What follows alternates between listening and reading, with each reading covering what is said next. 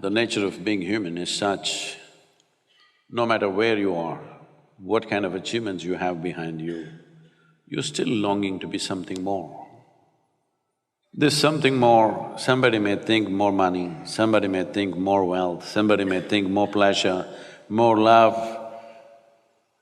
more knowledge, but everything that you accumulate in your life only makes the arrangements better, but doesn't really enhance your life.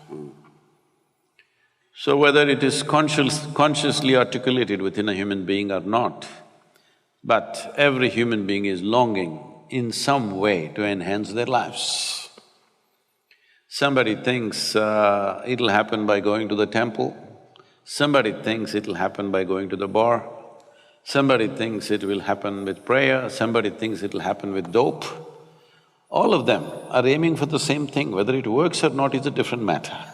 But the longing is in some way to enhance their life.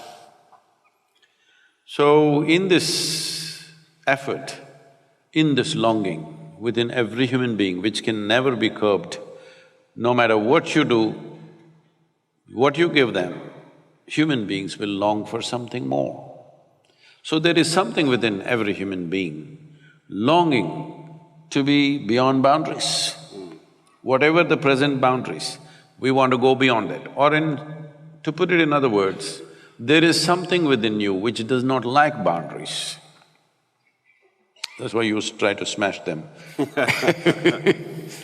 There is something within a human being which doesn't like boundaries. See, suppose, let's say I imprison you in a 5x5 cubicle, you'll feel terrible, imprisoned.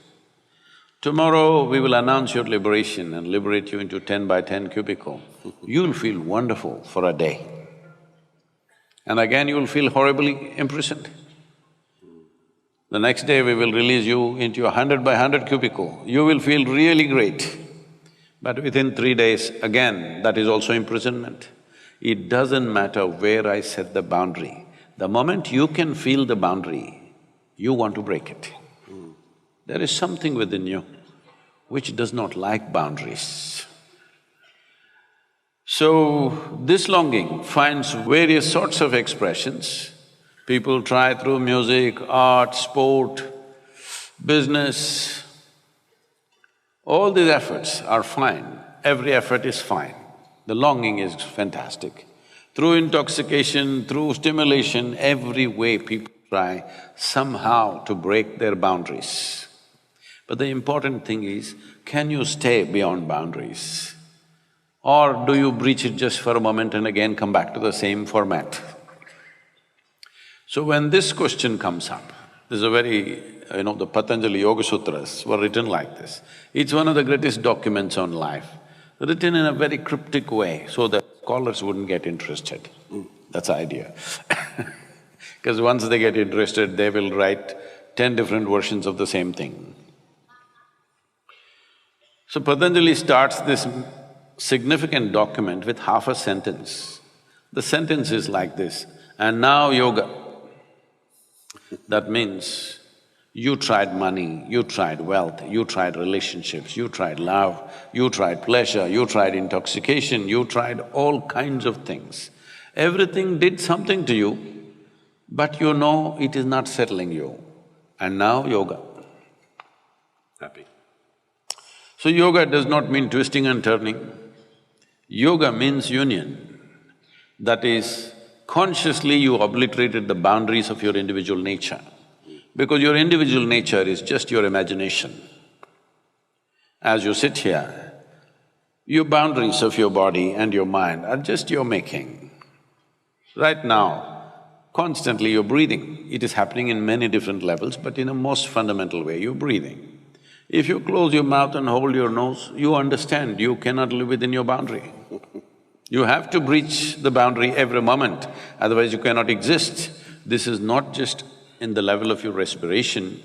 Every cell in the body, every atom in the body is in some kind of transaction. If you stop it, you cease to exist. So your very existence is not within the boundaries, but within your psychological framework, you have this sense of, this is me. This is because See, this solar system, the very solar system in which we are, is a tiny speck in this cosmos. In that tiny speck, planet Earth is a microspeck. In that microspeck, Brisbane is a super microspeck. In that, you are a big man. That's not a small problem. And in the middle of nowhere, we don't know where this cosmos begins, where it ends. Here we are, sitting on this little mud ball and talking all this stuff. Yes, and we think we are doing it. That's the most incredible thing. See, all this mistake and this confusion has happened because creation gave us an individual experience, though we are like a speck of dust in the universe, though we are a tiny speck, a micro speck in the universe, it gave us an individual experience. We are taking this individual experience rather too seriously and thinking it's real. No, it's just psychological. It's fantastic, it's the magnanimity of creation that it's given us an individual experience.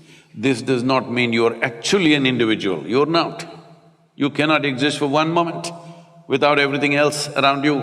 All these arrangements you did not make, we've messed it up, but we did not make the, arrangements of atmosphere, we did not make the arrangements of the planet functioning in a certain way. We did not make the arrangements of whatever comes out of this planet, nourishes us, keeps us well. This is not our making. So, this sense of individuality has been taken too seriously. Because of that, no matter where you are, in which dimension of life you are, you feel somewhere deep inside trapped. So if you think somewhere a little instinct tells you there may be a solution, there you will be.